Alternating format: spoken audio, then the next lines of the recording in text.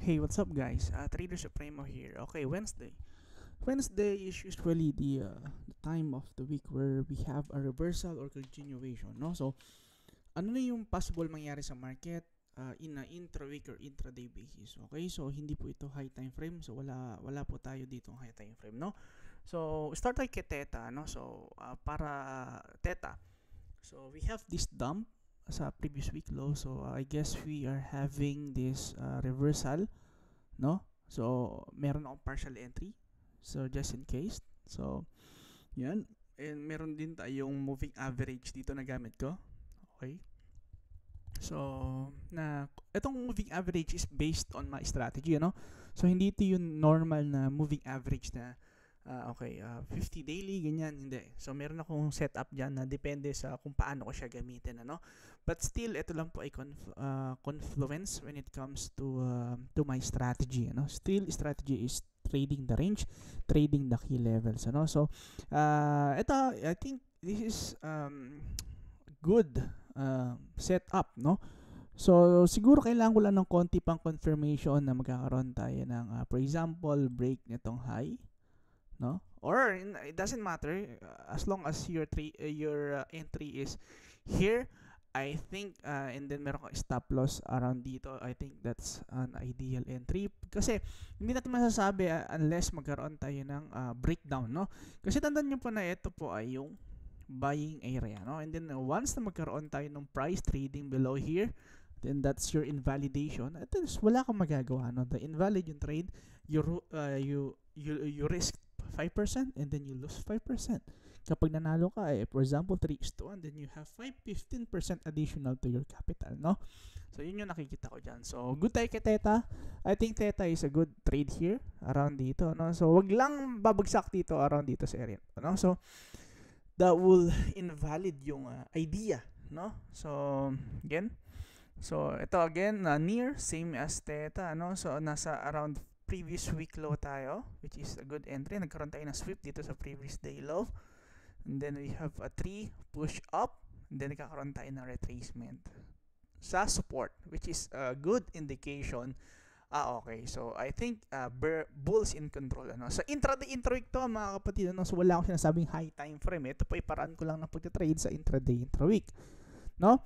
So, confluent na nabasag na tong moving average natin. So, ang trend dito pababa and then yun naman ay pataas. No? So, it's the same thing every week. No? So, meron tayong trend. Meron din tayong ngayon, ang problema lang dito is reversal tong tina-trade natin, no? Which is the most difficult na setup. Pinakamahirap po ang mean reversion, no? Yung reversal. Bakit? Reversal yan eh. So, naglalaban dyan yung bulls and bears. So, yan po yung pinakadelikadong strategy sa lahat. Ngayon, pero, yan yung pinakamataas yung RR ratio, syempre. So, best na gawin mo dito is enter partially and then kapag ka nagkaroon na tayo ng trend na confirming yung entry mo and then add lang ng add, no? So, yan. Previous week low, which is good, no? Ang problema lang dito is kapag hindi nag-hold yung area na to, so medyo magiging alanganin, no? As long as yung price is trading above previous week low, which is good, no? Pero kapag yung price is binutas and then nag-break below here, then invalid yung trade, no? Bakit? Kasi ito ang idea natin, this is the deviation sa previous week low. Ngayon kapag yan bumalik doon, ibig sabihin walang buyer na gusto sumalo dito, no? So again, deviation, then reclaim, dapat yung dating support mag-act as a resistance. Kung hindi mag-act as a resistance, then invalid yung trade. As simple as that, no? So, okay, tayo near to trading below previous week low. So, yan. Okay, so we have AR, same. Magkaroon tayo ng sweep ng previous week low and then reclaim. Okay, so, yan. Okay, so looking good. Okay, meron tayo ditong hammer. Hindi ko alam kung ang tawag dito, no? So, but long wick candle, which is indication of demand. So, meron na tayong break ng mga key levels. Now, it has to act as a strong support, no? Kasi kapag yan binutas pababa, so for example ito, no? Kapag yan binutas pababa, syempre problema yan. Bakit? Kasi nagkaroon na ng break ng mga key levels, nagkaroon pa ng reclaim sa may key levels. Ngayon, trading below here is a problem, no? Bakit? Kasi nga, ang idea natin is this is the sweep of the buyer's area. Ngayon, a reclaim of the key levels confirms that there's a buyer. Ngayon, failure to continue going up, siyempre, ano ibig sabihin nun? So, walang nagsusupport ng So, pero, usually, or majority of the time, siyempre, yan po ay reversal. Ngayon, tandaan nyo po, reversal to. So, reversal yung pinakamahirap na strategy sa lahat. Kasi reversal yan. So, walang confirmation na nag-trend ka pataas o pababa, and then, hinahanap mo yung reversal. Ngayon, so, confirmation nito is kapag ka umangat pa dito. So, looking for a daily open tomorrow. Pero, I think, pwede na tayong partial dito sa mga trade na to, mga katol. So, Sol, okay. So, Sol, same with Sol. Sol is looking good. Liquidity area natin is Monday high. Nagkaroon tayo na reclaim sa Monday low, nagkaroon tayo na retest sa previous week low. Simple as that, Sobrang simple, So, effortless. Sobrang dali lang, So, okay. Tandaan niyo po, majority of the coins are still retracing, So, good to enter pa rin. So, eto naman, ORD, maganda yung ginalaw, Meron tayong huge off move dito, So, ang ayaw ko lang sa mga ganitong klase ng move is inside week.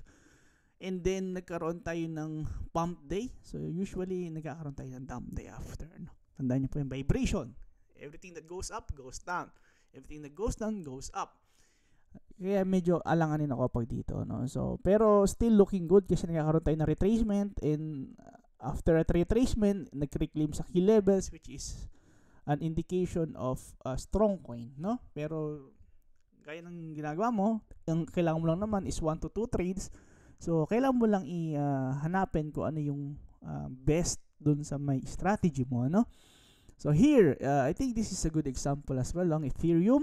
So, meron tayong okay, so reclaim, previous week low, Monday low, weekly open, which is good. Now, i-retest siya. Kailangan niya ngayon mag-hold, Failure to hold this area, and then possible dump, Pero, as long as yung price is trading above here sa mga key levels, Monday low, previous week low, that's the best entry, So, target mo is first previous week high, and then next is expansion, So, usually, kapag ka binrake yung previous week high, magkakaroon tayo ng expansion, So, dali lang, di ba? Madali lang, So, ganun lang ginagawa natin every week. So, meron tayo previous week low, then Monday low. Nagkaroon tayo ng reclaim. Ngayon, nagkaroon tayo ng test ng weekly open. Now, ano yung ginagawa? So, pump. Still, nagkakaroon pa rin tayo ng retracement. Meron tayo dito ng daily open, So, which is a key level as well. Nagkaroon na rin tayo ng break nitong EMA. So, ngayon, failure to bounce from here, For example, lagyan ng trend line, mag-bounce dyan. Medyo alanganin, So, kailangan mag-bounce dyan, Sorry. Okay. So, next. Doge yun, Doge, mga tol. Okay, so, okay, ito, BCH. Sorry. Okay, BCH. Okay, nagkaroon tayo ng previous week low, reclaim. Nagkaroon tayo ng break na tong moving average na ginagamit ko, and then key levels. Okay, good to enter long, Meron tayo retracement na nagaganap ngayon, which is a good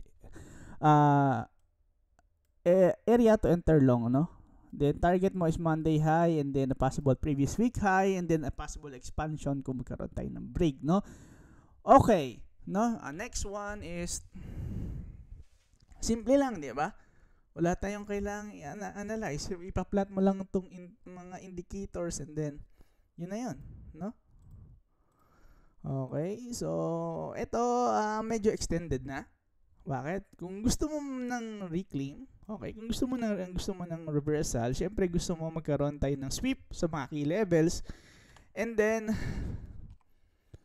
sweep sa key levels, and then reclaim. Pero kasi ito, nagkaroon tayo ng sweep pero hindi niya kinuha majority, and then ang taas niya na agad nung nagkaroon tayo ng break ng trend, So, which is, hindi ko trip pasukan kapag ganito. Bakit? Wala ka naman kukuhang juice dyan. No? So, yun. So, medyo alanganin ako dyan, no? So, eto. Okay, People. People is a good coin, no? Lagi ko itong napapansin, no? Good coin tong People. No? Ngayon, People, nagkaroon tayo ng sweep ng previous week low, double bottom, actually. And then, meron tayong trend dito pababa, and then nagkaroon na tayo ng reversal. Ngayon, paano mako-confirm na meron tayong reversal? Ngayon, kailangan mag-hold yung mga key levels. Simple as that. Meron tayong key levels sa previous week low and then weekly open around here.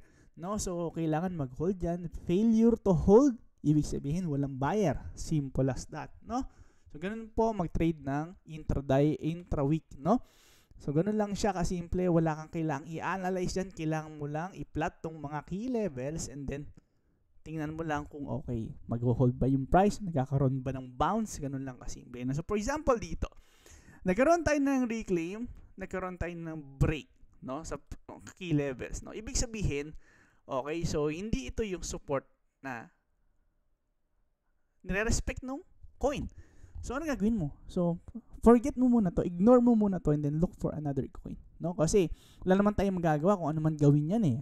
Ang makakontrol lang natin dyan is yung long and short button natin, no? So, pero ito, sa nakikita ko na to is meron tayong trend line support dito. Ngayon, kailangan niyang umangat ulit dito. Okay, and then enter, no? Kasi wala sa key levels, hindi ko siya masasabing good trade, no? Tandaan nyo po, ang key levels yan po ay area kung saan nagkakaroon tayo ng movement or merong possible area kung saan pwedeng pasukan ng mga traders kasi nga yan ay key levels. So, kailangan magkaroon ng bounce sa key levels. Failure to bounce sa key level is syempre problema, no? Ibig sabihin, walang buyer, walang interest. Ganun lang kasimple. Merong interest yung buyer sa key levels, wala.